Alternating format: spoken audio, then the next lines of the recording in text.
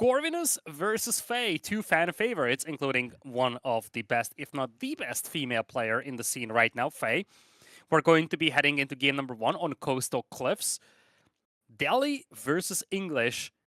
Holy Island and Frisian Marshes will be the home maps of these players. Neither of these maps we have seen so far today. So we're going to see at least one brand new map today, something that we haven't yet seen. Dude, I'm excited for this. This is the series I was hoping we were going to see. The matchup I hoped we were going to see. You know, Faye, a player that defines herself. Only I do Papega, she says. Well, one and all, welcome to the Papega deathmatch. Corvinus versus Faye, two completely off-meta players in a best-of-3 to qualify for the Elite Classic. Let's see how this one's going to play out. We open up on Coastal Cliffs for an English-Delhi showdown. An absolute delight, and two of the strongest civs currently on this map. And you kind of highlighted how off-meta both of these players love to play. And this is a map that's just set up for that. It's a brand new map in the tournament, a lot of unexplored things as well. And as much as it looks like Dry Arabia, it's a much smaller map. And what we've seen in the last 1 year of games when you play custom maps is that the smaller the map gets, the crazier the game becomes. And the stronger England becomes, basically. It's usually, no, we're not at a size where they're going to rush you with short bows, but we are at the size where long bows can be pretty effective. So curious to see how Delhi are going to answer this. I've actually seen the English-Delhi matchup a few times, and I've got to say, actually, English perform quite well here. Part of the issue is Delhi don't have the breadth of map to secure 2 sacred sites and get a very big eco advantage. So we'll see if Faye's able to hit that timing. Usually you just optimize for feudal, get a decent number of long bows together with a few spears, and then you pull one of your villagers really early on to drop an outpost near the enemy lines. And, well, if you do that on the wood lines, you can see all of them are forward spawning, so it kind of ruins the game from there on out. Scouting-wise, it looks like Corvinus got a decent haul, but you have to remember that he hasn't returned the sheep. Faye, I think she got blocked off here, though. Typically, you go for the double farm opener, so you can go wider with the scout rotation, but it looks like Corvinus cut her off. It's only 6 sheep on Faye's side. Corvinus has a massive advantage in the sheep department. And let's not forget for a moment that Corvinus is known for playing Delhi. This is by far his best civilization, and he has gotten a really good start here for himself. Yeah, he's like historically the guy that if you search him up on Reddit, he has more comments talking about buffing elephants than anyone else at this stage. I mean, the guy absolutely adores the Civ, and I know he highly rates them on Coastal Cliffs. I think it's his most played Civ on this map. But I'm still a big believer in the English. I think that there's 2 maps constantly in competitive rotation at the moment. And that's Coastal Cliffs and Cliffside, where English are an S tier and an A tier, respectively. So, you know, we should have a really tight one here, considering that Delhi are kind of the crotch stompers of competitive play right now. They're always the ones that just seem to be coming out of a win. And although we saw a few solutions already today to this Civ, it feels like those solutions are few and far between. And Taro victory on the way here for Corvinus. So he is going to have that attack rate buff on the archers, which is kind of offsetting the English buff on the longbows. Only when you consider that, you know, you're fighting within the network of castles aura for the English. But when you're fighting on open field and the English don't have their buff, that just makes those archers very devastating against the English longbows. Yeah, and that's why it's important to get that early outpost we talked about. So it's all about timing here, because you know you're not going to be up against that attack speed early on. When was the last time you saw a Delhi player open with anything but stables? They don't. Like, yep. So anyone in chat right now who's like, oh, I want to improve my Delhi. If you're opening with anything but stables and someone didn't force you to, you're playing Delhi wrong. The only time we see them go archers or spears is against, for example, Bassids, because Bassids open military wing, you have to go archery range first at the Delhi. But if you have choice, especially if you're against an ranged opening, you're always going for those badass riders. It's going to be a great opener because you're going to have those Ghazi Raiders confine the English player into their own base, because without Spearman Escort, those longbows cannot move out. And at the same time, you're going to have this potential to chip away at reinforcements, potentially even harass the enemy villagers, chase down the enemy scout. Gives you a lot of early game flexibility here in Feudal Age. and Blacksmith already been prepped alongside that. This is because Undermesh is critical. This matchup is all about very finite timings for the English. They need to be optimal getting into their Blacksmiths to get Steeled Arrow. Around like 8 to 9 Lombos is usually when you look to pump it, especially when you're adding Spears alongside it. By opening Blacksmith this early, it does slightly delay the Ghazi, but it guarantees that you'll have Undermesh when that happens. What? Is he? Dude, he's actually going to contest. He's opening Steeled Arrow. Oh my. Well, he's getting the upgrade for free, but just opening the Blacksmith for the time being. Wait, is he going? No, he's going double Blacksmith, right? Okay, yeah. So he's going. He's delaying his production further, but I've got a feeling. You know how we said these two are off meta? You can't be too off meta with this opening, but I'm wondering if Corvinus is going to try to just spam archers. I genuinely think he might just do a 1-unit comp. I think there is a certain level of mind games involved in this. As the English player, you need to respect your opponent's ability to go for Ghazi Raiders, and Corvinus will drop a stable, so he is going to have a couple of those out. But technically, Corvinus could say, look, I'm just going to go full archers, because my opponent needs to respect my ability to go for Ghazi Raiders, so they won't move out very early on. And you see, Faye needs to wait. Faye is waiting until she's got at least one Spearman accompanying those longbows. And I think the only reason why she's moving out right now is because she sees no Ghazi Raiders from the opposing player. Yeah, and that's a sick read by Faye. She understands that something's wrong. There's not a single Ghazi, so she knows it's a double Blacksmith opening. So what does she do? She drops her Blacksmith early on to guarantee she at least has Steeled Arrow. Why is this important? Sure, Corvinus can get Steeled Arrow and Undermesh at a good timing, but he doesn't have any value for Steeled Arrow right now. It matters more that Faye gets her offensive upgrade. She doesn't need a double Blacksmith pump. She doesn't need that big of an advantage. She just needs to keep it neck and neck. So really cool read. It's like a little game of chess going on, and we are just seeing the opening moves, a few pawns being moved here or there. But as anyone who plays chess at high level knows, those have deep ramifications several moves later. Oh, certainly. And you see, the moment the Ghazi Raiders arrive, Faye becomes a lot more cautious with her longbows and spears, and she's going to head back home to regroup. Undermesh immediately queued up afterwards. You know, I really would love to see Corv not build any more Ghazi and just go raw into archers. Like, it sounds wild, but realistically, the way this matchup plays is it's longbow spears until Ghazi are resolved, and then you spam men-at-arms. If you force a men-at-arms transition now, you can argue they're good against archers, but my argument in return is Faye's eco sucks for men-at-arms spam. She's not at that stage yet, right? You need to be at like 45 with 3 farm clusters to do it. Right now, she has 1 partially done farm cluster and 26 eco. She wouldn't be able to afford the bulky boys. There is more to this, KP.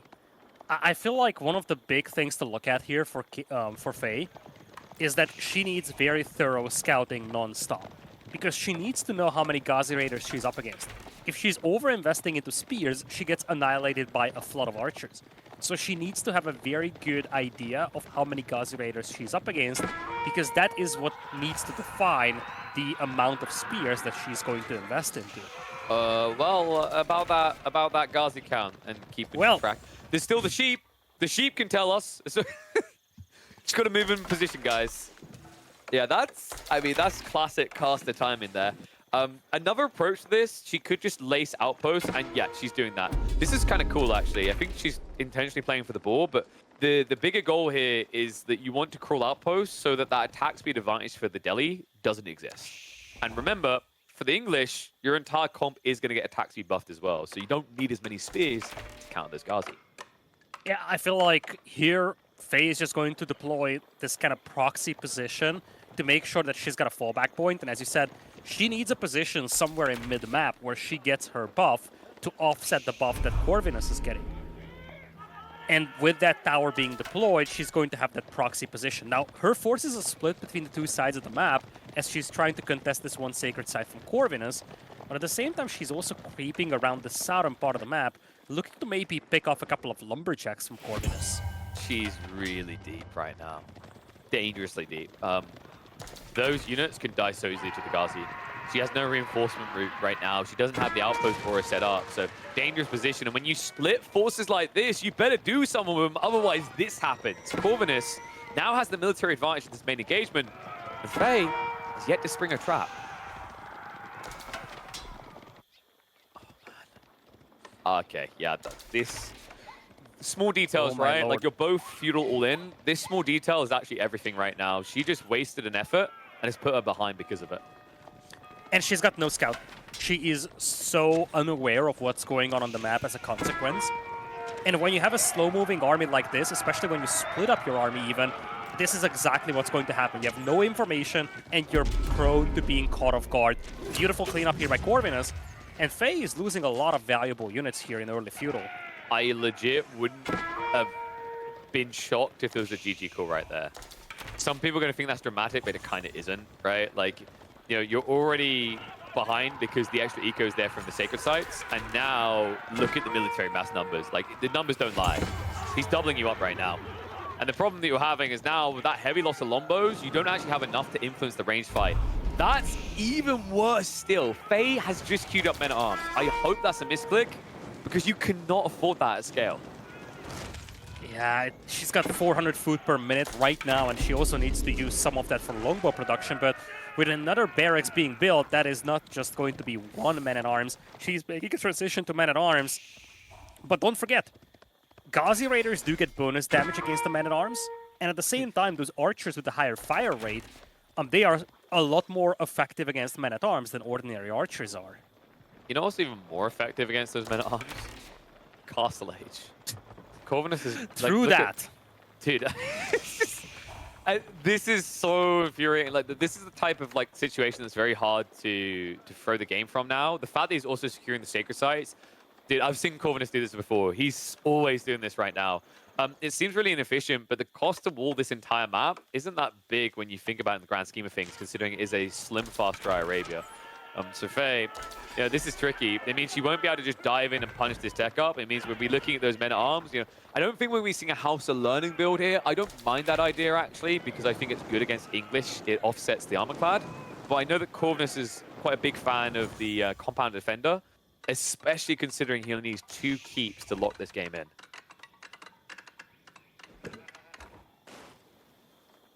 Compound of the defender on the way. 19 villagers on it as well for Corvinus. He is not wasting time. Speaking of time, he actually has both on the sacred side, so there is a sacred side timer ticking right now. Faye kind of needs to do something about that. We always talk about this, KP. 10 minutes feels like it's a long time, but when you sit back at home for like 6-7 minutes just regrouping, suddenly it becomes a win condition for the opponent, and you're going to start getting desperate to decap one of these two. And here's the face palmer moment. Faye, she's not the type of person that would. Yeah, she would. I knew it. Oh my lord! First fight, I thought she was going to GG, but this one, it was definitely guaranteed. Oh, dude, I felt so bad. I don't know about you. I was leaning back like this in my chair for the last several minutes, being like, she's going to call GG in a second. I don't blame her. Like, that matchup is impossible at that stage. She got baited into a double feudal down after losing the initial engagement. Genuinely, the one most crucial defining moment in that game was that scout loss. It made her shaky. She didn't move quick enough. And when you both play all-in feudal like that, that matchup is basically decided by one fight, one mistake. And that's exactly what happens here. But, well, now we get cheap versus rich. I mean, we call old versus new, imposter versus original. And on a map like Holy Island as well, I don't know what wildness we're in for here. Might be another quick one. Let's find out. Corvinus versus Faye. Game number 2. It's going to be in the Holy Island. Corvinus with the old grooves and Faye with what is actually her strongest civ at the moment. She's playing the new groove. It's the Order of the Dragon versus the HRE. Mom, can we get Order of the Dragon at home? We already have Order of the Dragon at home, as Corvinus is going to be rocking the Holy Roman Empire. Order of the Dragon is going to be the civilization of choice here for Faye. As we head into one of my favorite maps all time, Holy Island had a bit of a rework recently, to my knowledge, but it's still one of the more classic hybrid maps in competitive AoE 4. One which requires an insane amount of macro because of how spread out things can be, even in early game. No, it doesn't, LidaKor. You just build a racks and spam spears. I knew she was going to do this. Faye may be the player with the most racks Order of the Dragon openers on the ladder. She stopped doing it recently on ladders, I guess because she's figured everything she needs out. This is a really strong play, actually. It's reminiscent of the English opener with the men-at-arms racks. It shuts everything down. It does the same thing. Those spearmen torch for double the damage. Yes, they cost double the price, but that's why they're quite effective here. And Corvinus, you know, here's the scary part about this matchup, actually. I don't know if I'd say I favor HRE if you turn it into a melee mosh pit. They can pull the prelate. That's the one difference maker. But if it's just raw spear on raw spear, you have to remember that the longer you do that, the worse it gets for HRE, because one prelate in Dark Age is going to buff 7 of your workers, right? Meanwhile, Faye's playing a Civ that has 28% of that 40% buff built into all of its villages. First spearman on the way here for Faye. She is going to target the dock of his opponent, or of her opponent, back and forth. Get that villager. Get that villager. Yeah, Will needs to be the primary target. I mean, Corvinus should be able to pull this away. As yeah, I'm saying, like, that caster curse, a little slow to react, gets you a lot of can't. damage done to his Will. The problem is you can't get, like, look at the distance you have to run and think about the movement speed here. Like, yeah, like it doesn't help that he was a little slow reacting, let's just say that. Dude, what was that? Dude, Faye's a Modern Warfare 2 gamer. That's Commando Pro right there. What was that second stab? That was absurd. Oh my god. I expected it to survive for at least another 5 seconds, but no mercy. Oh my god. Nice little start here for Faye.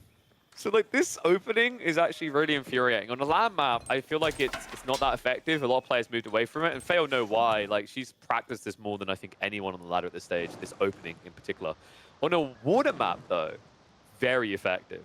Especially considering the HRE are going to be greedy mother duckers about it, right? They're going to spam up the fishing boats before they reach up.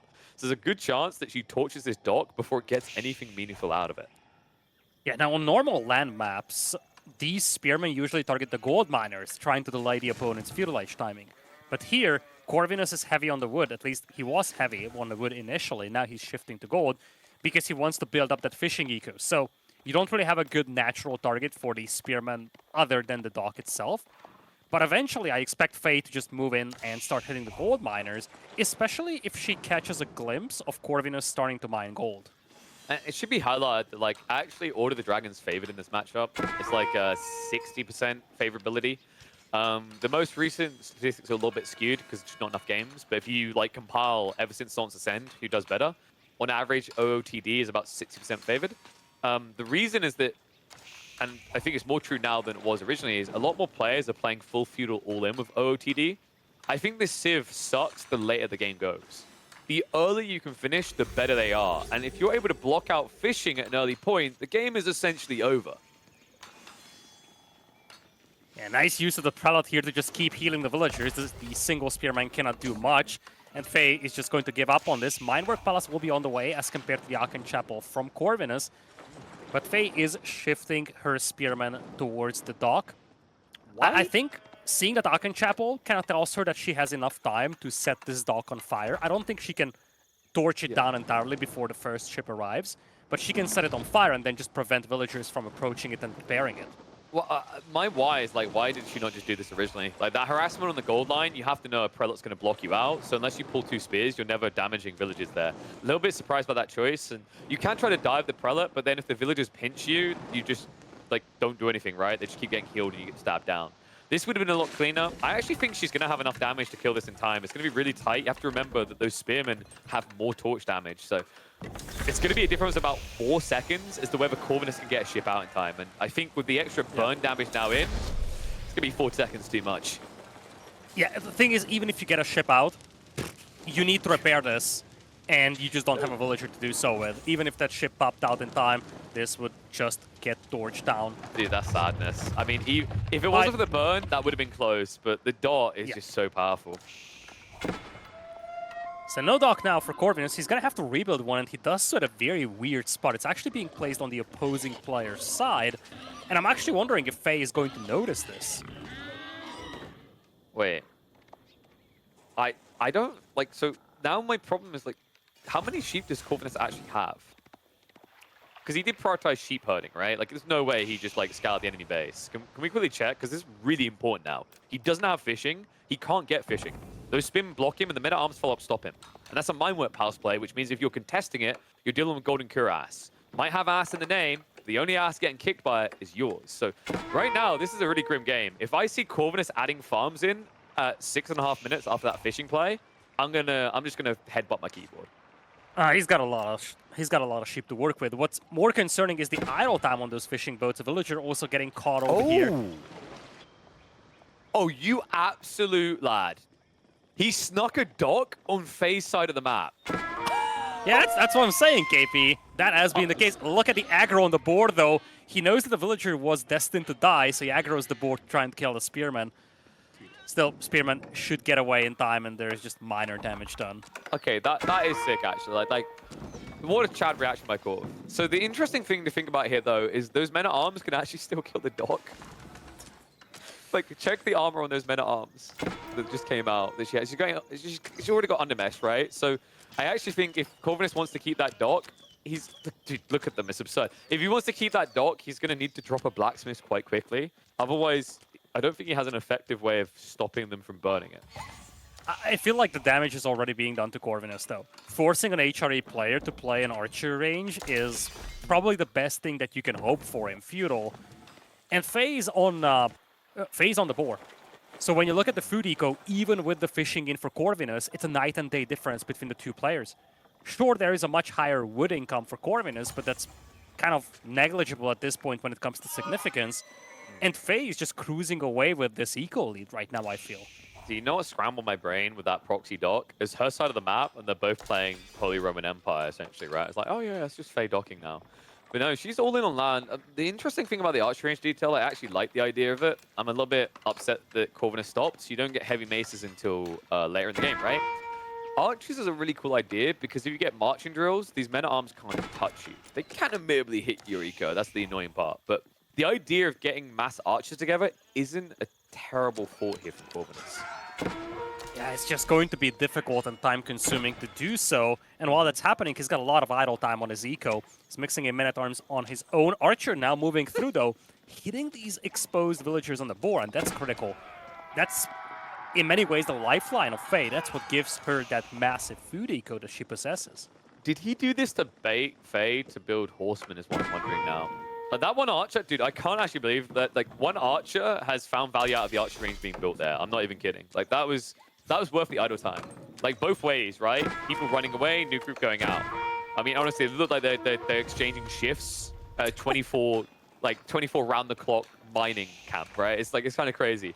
But the interesting thing is Corvinus, because he's got all this food, he doesn't have to think archers. Like this is about to turn into a meat fiesta, and because he has food on water, deep water fish, I don't think Faye will be able to keep up. It's a tricky spot. I feel like one of the big issues for Faye is that her men-at-arms are banked up. Two of those men-at-arms are extremely heavily damaged, and as we often highlight with the Order of the Dragon, because of how expensive these units are, it's extremely painful to lose these. And she's got no tools to heal these, unlike Corvinus, who has access to prelates already, and Corvinus can heal all of those men-at-arms back up. Yeah, the other scary part is like eventually Corvinus is going to scale enough fishing to get Castle Age. And that's when this starts to fall apart for Order of the Dragon. Heavy Mace slaps you really hard here. Remember, that gives you a +6 damage. In these fights, it's actually good for Faye, because the thing you have to remember is those men-at-arms aren't just beefier, they don't just have golden cuirass. They also have a better attack speed than men-at-arms with the HRE. So a lot of details there means that you can keep winning fights at this point. The part that's scaring me is the fact that Faye doesn't have a reliable way of dealing with the fishing yet. She needs to go, and it looks like she finally is. Ram's been built up.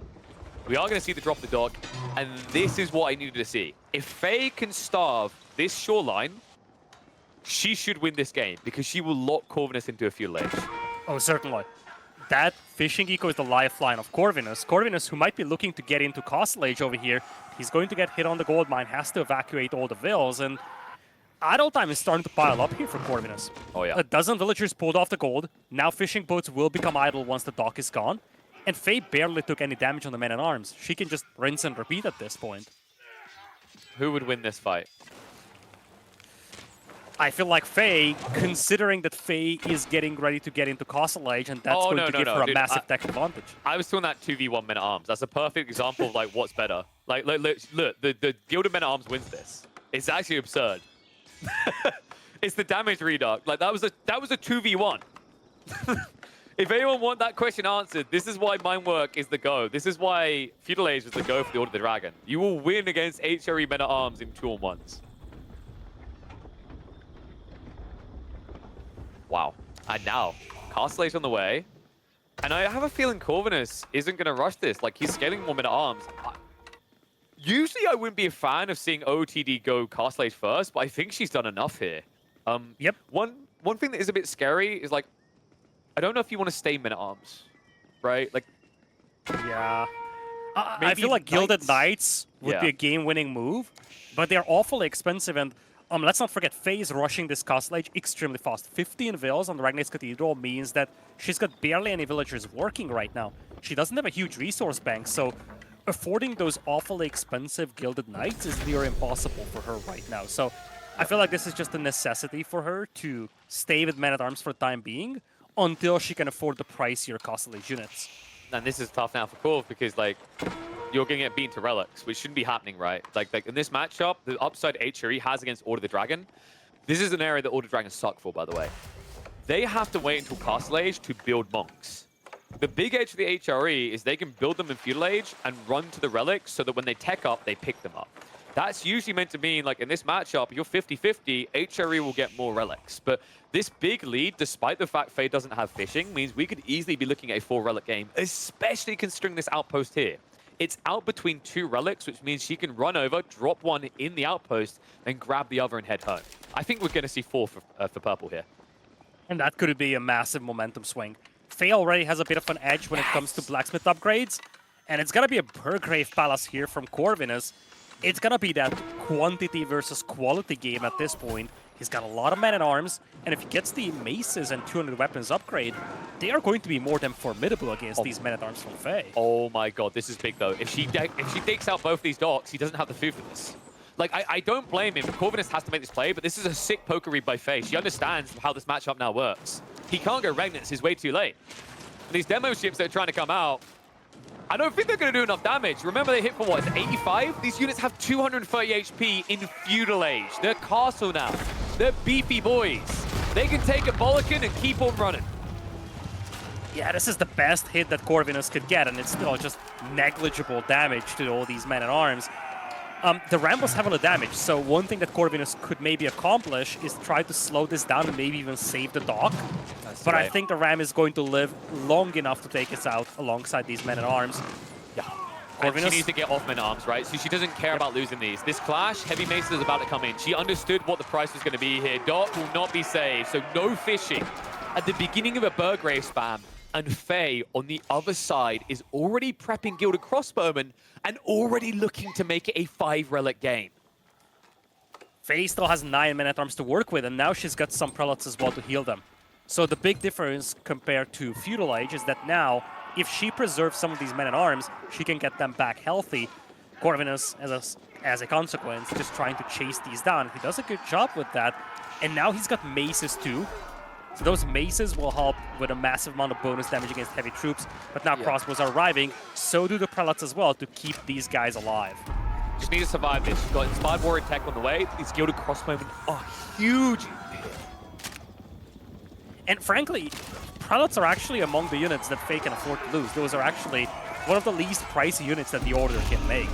And you produce them so quickly as well, right? But this second wave of men-at-arms, the power heal, the Gilded Crossbowmen are cleaning up. I think Corvinus is dead here. I mean, Langstake are on the way. He has re-established the fishing, but it's the gap that's the big question mark here. That difference, that takedown the docks, has put a full stop on this Burgrave spam.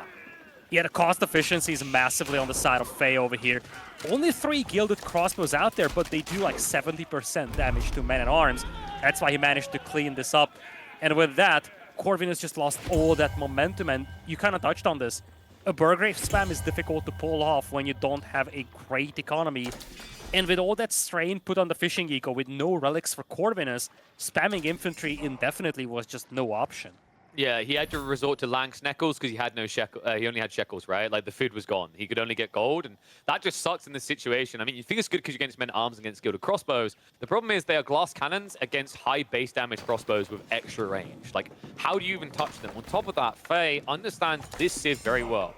If you go past Feudal Age, a critical component to working Order of the Dragon and winning with them is Inspired Warriors Tech. Think about what it does. 15% increase in damage on a unit that is twice as powerful as a standard unit. That's very efficient, especially considering there's half the amount a normal army would have, which means you don't need as many of these prelates to sustain the buff. Faye's now sitting on 5 relics as well, so she's gonna have a massive gold income. Something that she can turn into Landsknecht herself. She has just one Landsknecht out there. That is a gilded one, of course. Whereas Corvinus, he's actually making a mix of units here at this point. Some horsemen, men-at-arms, Landsknechte. But when you look at the army quality overall, it should be favoring Faye massively. Oh yeah, it's not even close. You know, I'm curious, is Faye going to go for the 6th relic, by the way? She's dropped the dock now, so she started fishing. I would love her to make the 6th relic game. Remember, they're double effective for the Regnants, so you basically have 12 relics worth of gathering, which is just absurd. That's 960 gold a minute. She also has a sacred site, by the way. And she's getting the... Wait. Okay, no, it's Corvinus. Corvinus makes the play for it. So he's actually slipped 1 relic back. Well played, Corvinus. It's going to be useful for the defense, right? Like, that's the beautiful thing. Even though you're losing the relic game, they are still useful for depositing in buildings to try and hold. But there's no doubt, right? 5 relics versus 1, and also you have no Regnants. This is a sad boy game for Corvinus. Yeah, I think the silver lining here for Corvinus is that Faye isn't going to have a chance to contest that relic and sacred site on that little island. But still, this is just kind of a participation prize here at this point for Corvinus. It's something, but it's next to nothing at this point, to be honest. And look at Faye. She knows that she's got a good position, and she's well set up for a long game. She's walling off the middle. Currently, she has control over both of the large gold deposits. So if this game goes super, super long, Corvinus is going to have trouble accessing gold. Well, there's another detail behind this as well. It's all about funneling, because one of OOTD's biggest weaknesses is as the game goes later, they get split too thin. They can't defend and attack everywhere compared to other civs. By getting these stone walls up, it means Corv can only take a directive fight, right? Like, he can't just weave around you and play shenanigans. Another interesting thought in this game, if Faye goes later in this game, she has fishing now. Corvinus doesn't know she has fishing, but Faye knows that Corvinus does. Right now, Corv has a grand total of 2 boats protecting that. She can boom up there. There's a way of taking that away, but for now she needs to focus on this fight. She just discovered the mass Landsknecht. Men-at-arms do not want to be facing up against that. Horsemen right around the side. Prelates trying to heal through this, but that is way too many Landsknechts. And there is nothing from Faye that counters that. Men-at-arms die way too quickly, and the crossbows, they aren't particularly good against those Landsknecht. Nice little fight here for Corvinus, and Faye's getting her army pushed to the very edge of this map, near the water. I actually wonder if we have a demo coming in here from Corvinus to try and finish this off. Well, the army's about to get finished off. Landsknechts are reaching in. I think actually you need to be careful. The men-at-arms keep body blocking as you chase, but these salami slices from the formerly named Salami are proving doubly effective. Langs, once again in, men-at-arms barely able to stand up against this, and Corvinus is pulling off a miracle right now in a game where he's 5 relics behind, where he got outplayed time and time again, it felt like. This Landsknecht may reset the game to a playable position for him. This was a lovely, lovely fight for him. Destroyed value heavily on his side. But now his men-at-arms are starting to get cleaned up, and now Faye knows what she's up against. She's mixing in some Landsknechts herself. Additionally, Prelates are also on the way. But I'm no longer convinced about Faye's army composition, and let's not forget that Corvinus is pulling ahead when it comes to raw eco numbers. He's got a massive fishing eco, whereas Faye's a little on the slower side, I guess, when it comes to building up her eco. But look at what Faye's prepping. Zornhau is on the way. She's going mass Landsknecht, Gilded Landsknecht. Landsknecht, they just got their health buff by 10 in Castle and Imperial Age. So they're actually a lot more chunky than they were before. I believe they do still have a little bit of a bug where their initial attack is slower and their follow-up attacks are faster. But funnily enough, when you're playing against a Civ that literally spams melee units, that doesn't feel like an issue, right? I think you're going to be standing still long enough to keep swiping. God, dude, what a read. And she can afford it as well, remember, because 960 passive gold a minute.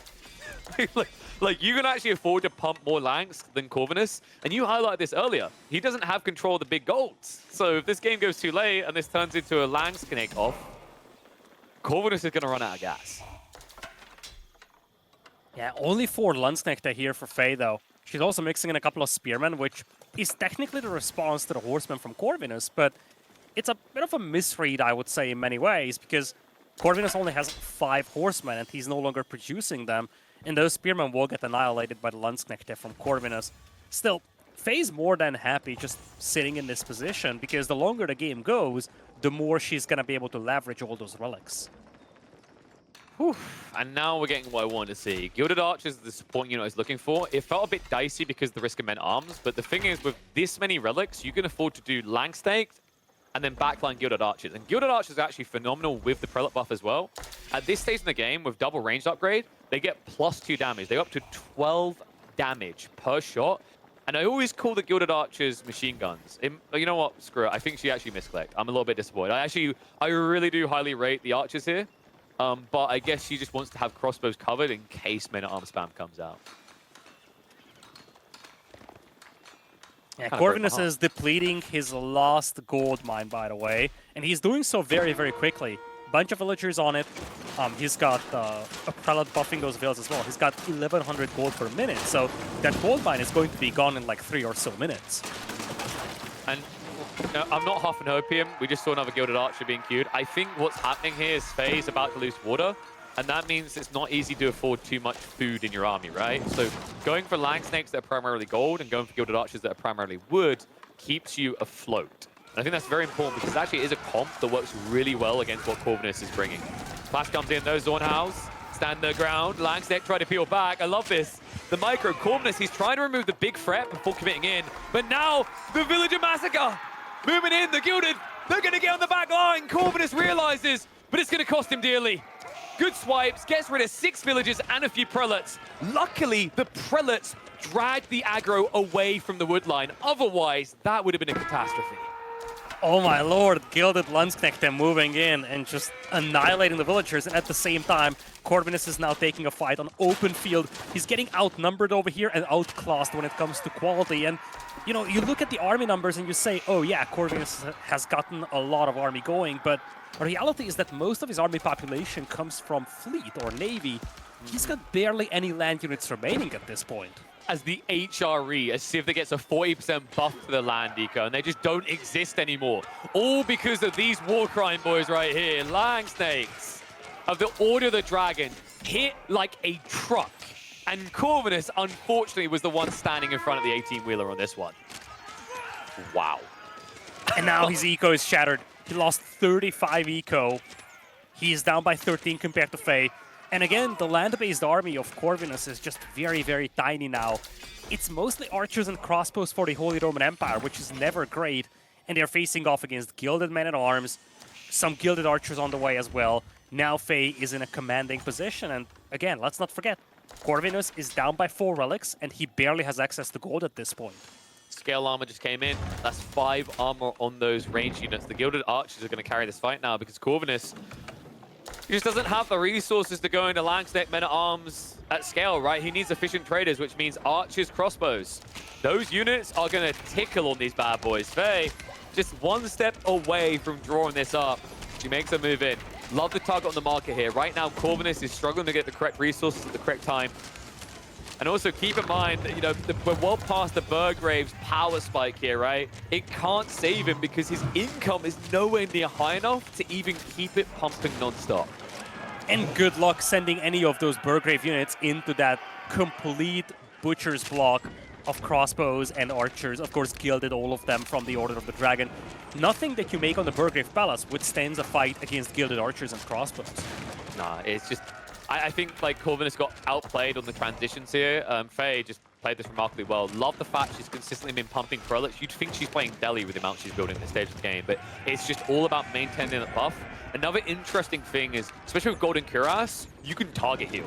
It's so easy to keep a unit up for longer because they have 230 HP each. Crazy strong playing. Corv, you know, here's another sucky part about playing against OTD. Oh, just build mangonels. Look at this army. Yeah, they're more tanky than normal archers, right? What normally takes 2 mangos to make things go splat takes 3 or more. It's just not an ideal solution here. Corvinus, I think he's got 1 more slap in him, but I think it's going to be another slap down on him. Ram's being prepped behind this, military lead being maintained. Corv quickly running out of buildings. Yeah, production buildings getting taken out here. Population looking very good for Faye. 180 against 140. And it's going to be crossbows and archers against gilded crossbows and gilded archers. Just not a matchup that Corvinus is looking for. No, Inspired Warriors plus Herbal Medicine as well. These guys are ludicrously tanky.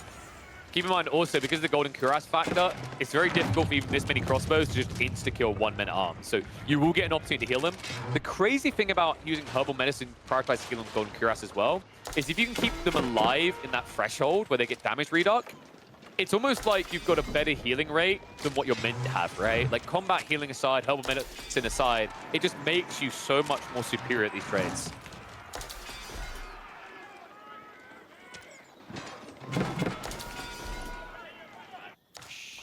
I don't know what Corvinus' out is. I mean, he's had less than 1,000 food for several minutes now.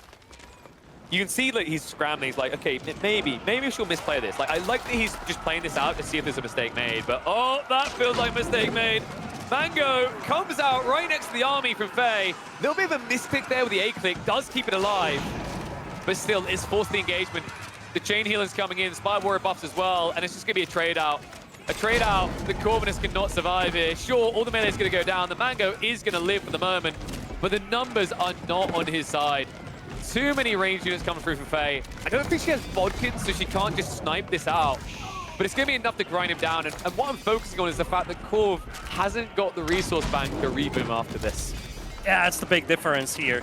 If they trade armies, Faye is going to be more than happy with that because she's got that back line to replenish those troops with. The efficiency is also massively on her side over here. Looks like she's just going to bail on this for the time being, but she's got some more men-at-arms approaching. She's got some traps on the way as well. Those traps taking out this keep on the right side. Corvinus having a little access to gold over here found on the right side. But again, we're back to the drawing board here, I feel, for Corvinus. His army, it has taken a big beating. His docks are being taken out by rams. And he still hasn't managed to gain any kind of an advantage over his opponent. No, and it's like, if it seems like I'm going prematurely, I'm just thinking about the gold in this game, man. The food isn't at a point where you can sustain the front line. Good job getting to the Mangoes, but once again, food, front line, right? Like, who's protecting these is the issue I see as this game goes on. You know, Faye, she might have to reset and go Springholds, but guess what? Having almost 4,000 gold in reserve means you can afford Springholds. Yeah, Doc's slowly being taken out here. By the way, just a side note, Corvinus no longer has that one relic. He actually had the monk killed on the shoreline. So right now he just has one sacred site, but the relic isn't garrisoned. Faye, you know what to do. Off we go, send the prelates. Oh, this is such a harsh one, man. I mean, I appreciate Corvinus trying to find a way in, right? Like, we always say it's not over until it's over, but I wonder, like, if this type of game starts to grind you down a bit, right? Because, like, it feels that this is a great move. This is probably the best move Corvinus could have made at this stage in the game. But, like, right now, I think there's probably paranoia in his mind that what if Faye's teching up behind this? I need to move out. And what we just saw was a miraculous defense, but it was a defense on the defense. This next fight is going to be mid-map. And that's where Faye should have an edge, right? No sneaky mangonel coming out last second. Yeah, Springhold's now on the way as well. Nothing that Corvinus has response to the Springhold taking out those mangonels. And Faye is playing a very, very cautious game here, simply because she can afford to do so. She isn't overcommitting, but when she sees an opportunity, she's just going to pounce on that. She's close to 200 population. Corvinus still struggling with Bob. And Corvinus only has 45 army, but let's not forget, he's got 4 Hawks out there as well. So in reality, his land-based army is much, much smaller. Just being poked at. Springhold's coming out for trade. What is happening on that bush, sir? Can you please move yourself?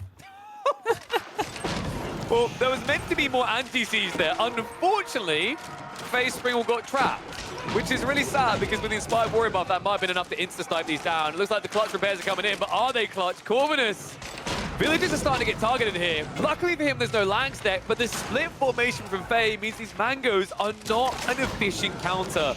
This should be it. He's got a small army left. The siege isn't going to die quick, but the villagers are.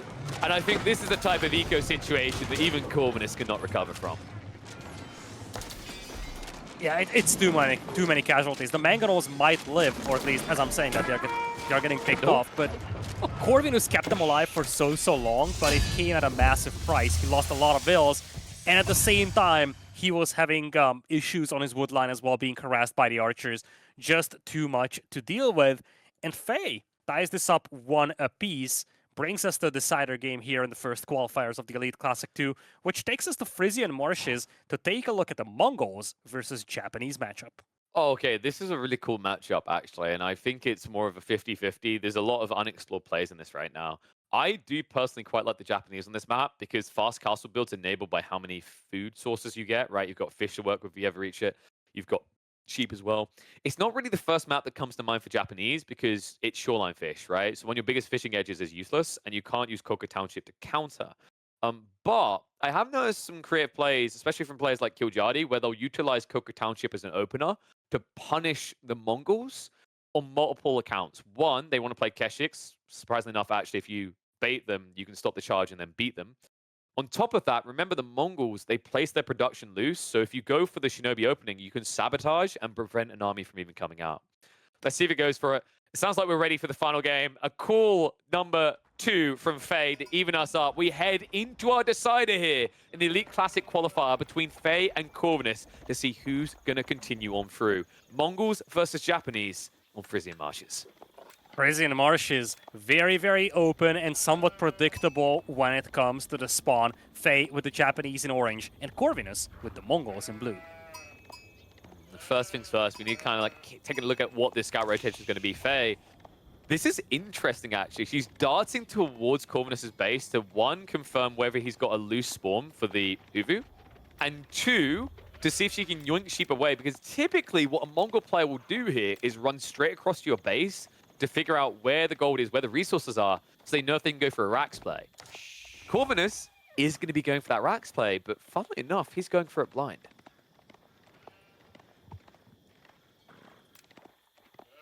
Dude, what a wild opening, actually. Like, I wasn't expecting a dart crossbar like that, but that is very creative.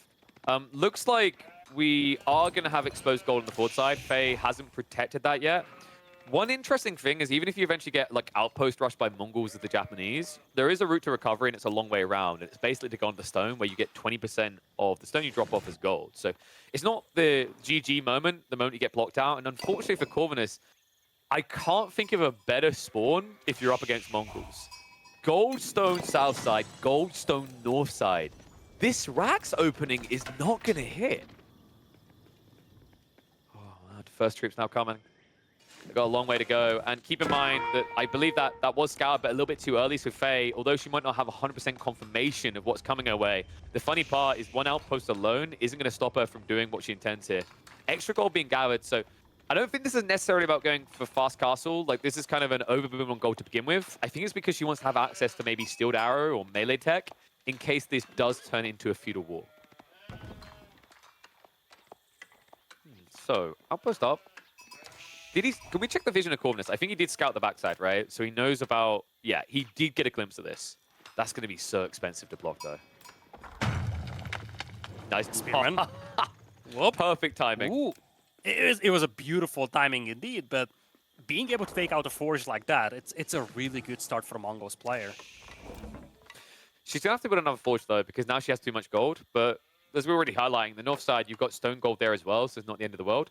One thing that is a bit sucky when you play Japanese against Mongols is you tend to build farmhouses on the berries. So there are going to be targets for Corvinus to burn down to get paid. We're a storehouse on the way for Faye as the landmark of choice. Gotta say, I'm a big fan of that landmark. I feel like, especially based on what we've seen today so far in the previous sets, consistency when it comes to access to food in Feudal Age is immensely valuable. So the Kura Storehouse giving you that consistent spawn of farms and easing you into that farm transition is something that's definitely appealing, though it has to be said that it actually has lower value on this map, because here you have a lot of shorefish to work with if you have map control. Yeah, but you're against Mongols, right? So that's hard to contest. The thing that you highlight I love is, like, I actually think the Japanese, although they seem complicated in some ways, is kind of one of the most noob-friendly civs because of how easy their food transition is away from finite food, right? Compared to any other civ in the game because of those farms. Same reason why English feels really easy-peasy for newbies. The cool thing that I love that Faye's done here is she's placed it on the tree line. This is a play that's been rising in popularity. It's a very effective tool because the interesting thing about the Kura Storehouse is it's actually a drop-off building for all resource types. You could drop this next to gold and stone, and your villagers will be able to drop off at it. Now, it does mean you block out some farms, but actually it doesn't really hurt, because by the time you circle around the entirety of the Crystal House, you would have chopped deep enough into the wood line to clear the way. The interesting part about the landmark choice here is this is one of very few maps where you can build it against Mongols. Doing it on other maps, you're griefing yourself. You're basically donating to the Mongol charity, because if you, for example, built this on, let's say, Canal, at some point you're going to have farms that are spawning outside the protection of the TC. So it means the Mongol player just comes in, burns them, gets 50 resources, and you get nothing. Silver Tree is the landmark of choice for Corvinus, by the way, and I gotta say I love this choice. Faye has limited troops to work with right now, so Corvinus could get away with some trade, although some Onabugeisha will make their way across the map, which is your kind of proxy cavalry-style unit. It's a very, very fast-moving infantry troop, something that could be used to harass traders, but it's not as quick as a cavalry troop is, and it's fairly fragile, so I still feel like Corvinus would have a reasonable chance of establishing trade here. Well, he needs a new unit. If you run Spearman into Onabugeisha, you're going to get clapped. Oh, yeah. So, like, that's the one interesting thing about this play. Like, it's why the outpost placement's so important, and the fact that these resources are split is really bad for Corvinus. His opening Rax choice didn't do enough, right? Because Faye still has gold and stone at the back. So now, her first production building counters your first production building, right? And, you know, you could argue that's an advantage, but, like, the way it plays out, it doesn't really feel like Corv got anything out of this Rax play. Meanwhile, Faye has built the most flexible building in the Japanese arsenal. This will have uses at different stages of the game. And, you know, I wouldn't be surprised if we're looking at, like, a mass Onabugeisha horseman type strat. It's kind of wild. I do like it because it gives you a lot of flexi. But instead, she's adding in Samurai. I don't mind it, to be honest. Samurai are pricey, but they're also very, very tanky, and they're good against pretty much everything that the Mongols can bring in at this point. But the Samurai aren't the main show.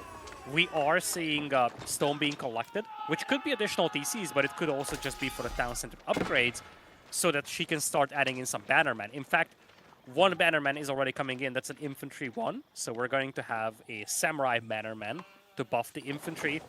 But she's still on stone, so I feel like a second TC could become a reality very soon.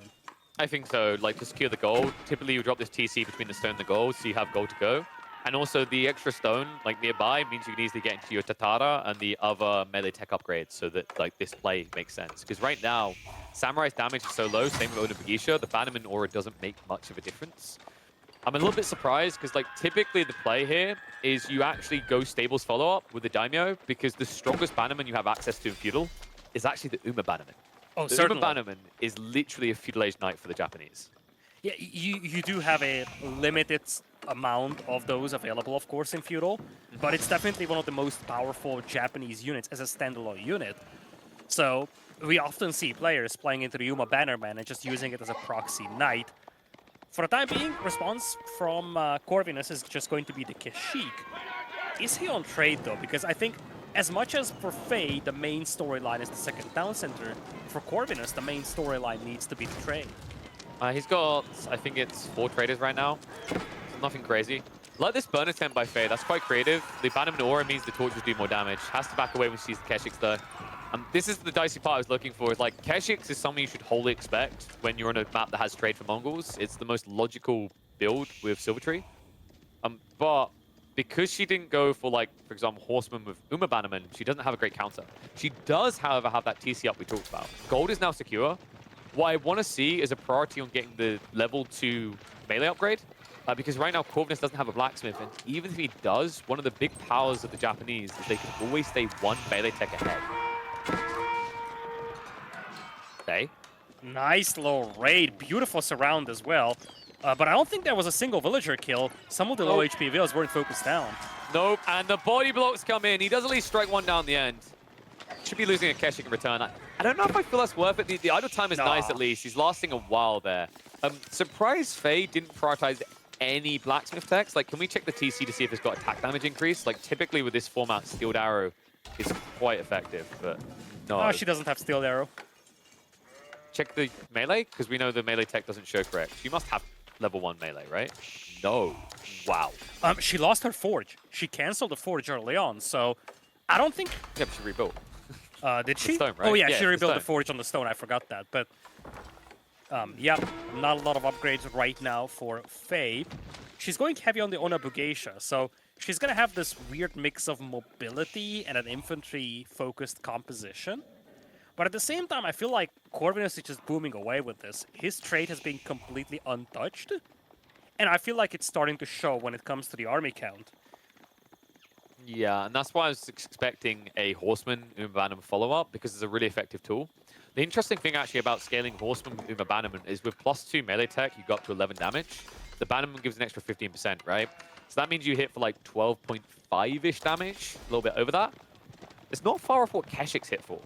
And sure, Keshik's heal through, but the whole logic is Keshik's cost a hell of a lot more than those Horsemen.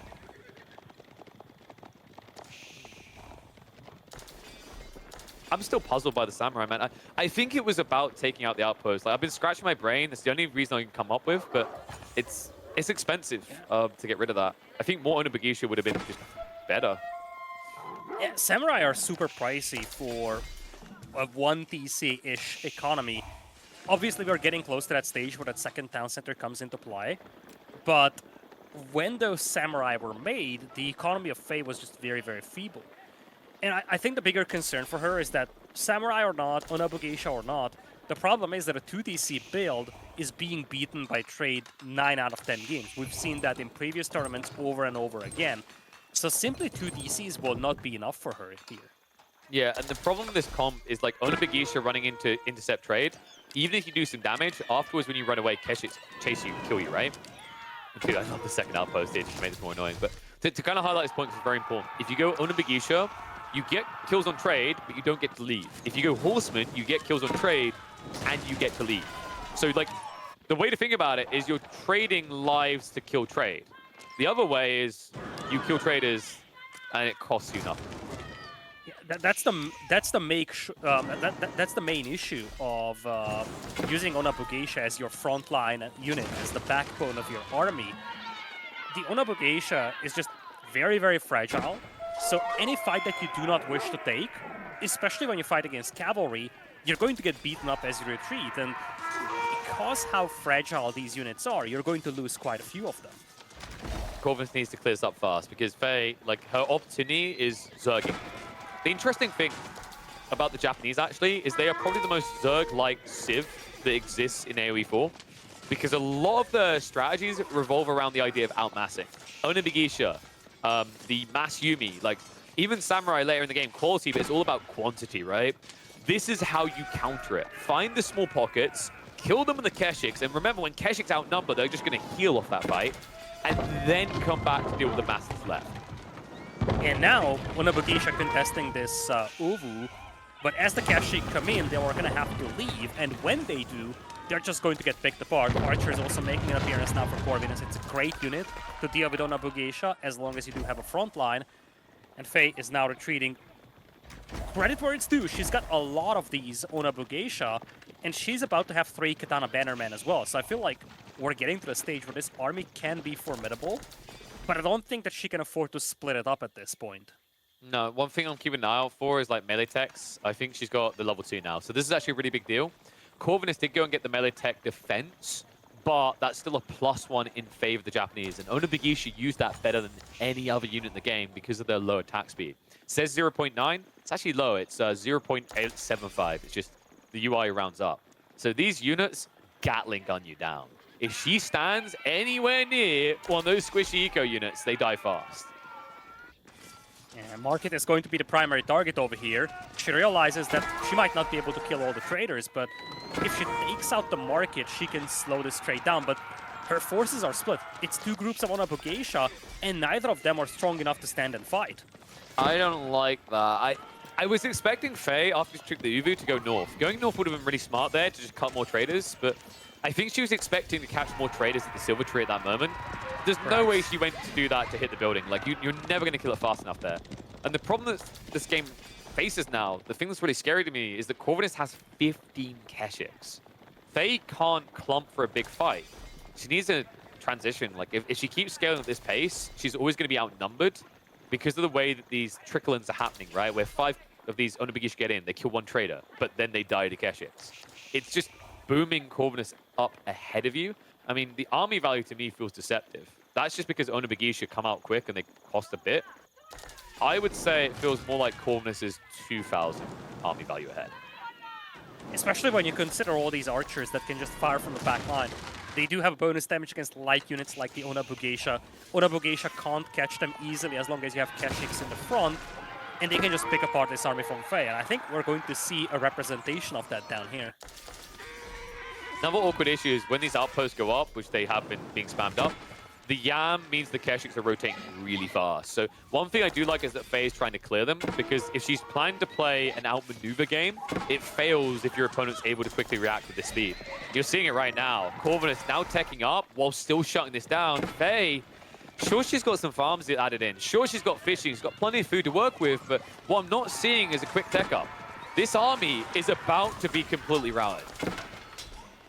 She's got an insane amount of Onabagisha, and I feel like she would benefit a lot more from just clumping all of them up and doing maybe one decisive push, because these small groups aren't working. The lack of efficiency for Faye is just absolutely annihilating her chances, I feel. You look at the destroyed value, 3,500 against just 1,000 resources worth.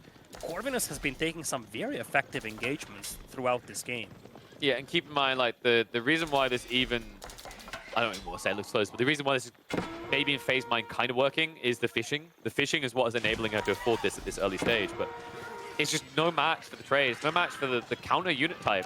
You know, some people are probably wondering why there are no spears coming from Faye. The spears don't make sense in a raid comp. They're not able to chase, they're not able to gap close. What Faye was really aiming for here was, to re-emphasize it, the Zerg effect, the Zergling effect specifically. That is all about outnumbering. And unfortunately now, being an age behind and not having a 2-to-1 number advantage, I can't help but feel this game's already over. Yeah, we needed more of what we are seeing down here. This overwhelming presence. I don't think this momentum is going to be enough because, again, Faye's entire army isn't down here. But you just see how effective these Onabagisha can be when they are given a chance to swarm the enemy. We needed to see more of that from Faye, but it's just coming in a little too late. Now Corvinus is up to Castle Age. He's actually getting the bounty upgrade. That's how confident he feels like about his chances when it comes to attacking the enemy base. Faye is going to try to catch up with the floating gate, but by the time she gets up to Castle Age, she's going to have no standing army left. How do you think they convince all these Onabagisha to blindly run into a Mongol army like this? I was just thinking about, because like every time we watch mass Onabagisha, it's almost like the speech from the general's like, ladies, you're going to die. Okay, thanks, General. Like, it's kind of wild, right? Like every time we see Onabagisha work, it is genuinely just full-on Stalingrad whole strategies. Like you just have to outnumber. But unfortunately in this game, like even with fishing, even with everything aside, even the tech up now coming in, I feel like Faye is truly back up against the wall here. Like she's starting to lose map control. That tech up slowed the Onabagisha count. She's now down to just 15. And the thing that I love about Mongols right now is this Kurotai. It's all about looking for the killing blow. We used to see step readout a lot, and that was just greed. This is almost like Castle Age Plus. The heal, the damage, like how do you match that? And this is the problem for Faye. She needs to overwhelm, but she doesn't have the numbers. But when the Kurotai is around, she simply cannot stand and fight. At the same time, now she's moving out, and once again, that's kind of exposing her to being caught off guard. And of course, now again, Corvinus has gotten the bounty upgrades on these troops. He's getting massive rewards for every single building he takes out like this. Like maybe outposts and farmhouses that are situated around fishing spots, for example. Plenty of bounty there. Onabagisha are at least cutting reinforcements. That might slow Corv down a bit, but the Kurotai means this army can contest what Faye has right now. And what Faye has is still about as one-dimensional, about as flat as a piece of paper. Like, there's just no variability to this. It's one unit against Keshiks. I just don't see how it wins. Pass comes in. Nice spread there. Archers are never accessed, and they're just cutting this down. In fact, this is really bad. If that Yorishiro Rax goes down, that's 3 Raxes gone for the price of 1. Backstab now coming in. Corvinus got to split the fight, but it's the Kurotai buff. One Keshik keeps the entire Onabagisha battalion busy. And this looks like a cleanup on Isle Dead. Faye about to lose the entire army. Love the armor check there. Corvinus with the melee level 2 and the armor arrow guarantees these Onabagisha hit like kittens. GG, 2-1 storyline. Corvinus will take the series. A good showing from Faye over here, and let's not forget, she's going to get a second chance to qualify tomorrow, but you feel like this Japanese game just didn't go the way she imagined it. There were some good moments, but at the end of the day, we've never really gotten that flood element from the Japanese. It was always small battles where she got outnumbered and caught off guard, and that lack of efficiency is something that just completely shattered her chances in the end. Yeah. Hey, let's go for an interview with Faye. Faye, explain that game to me. All my games are Papega. I'm not even mocking her. Those literally, I've had her say that multiple times in my stream. Every time I'm like, Faye, you have any good games today? He's like, I don't know. All my games are Papega. She knows what she does. She does it well sometimes when she catches people off guard. But Corvinus just had a great read on that. I think, like, this is... Onabiki sure strong. A lot of people don't do them to Castle Age. I think that's a mistake. They do have a lot of value in Feudal. They can be phenomenal in Feudal, especially with the right timings. I think there's a few things wrong here. The melee tech timing was way too delayed. It didn't come out quick enough to have any impact. The other issue here is there's a huge question mark over no stables. I think this play would have been very strong if assisted by a stables follow-up with an Uma Bannerman and about 10 horsemen. Sounds weird against Keshix, but actually surprisingly effective. It gives you a front line, and ever since they buffed the Onabagisha, because now Onabagisha actually form at the back of the line, it means your horsemen are going to tank for you. I think that detail could have helped. I know a lot of people are like, Spearman, build Spearman. It doesn't work because the reason why Onabagisha horseman is so good is your lowest movement speed is 1.5. If you take spears, it's 1.25. It's all about raiding. I think that was the detail that was missing. That could have actually got her the game, but we'll have to see what she can do tomorrow.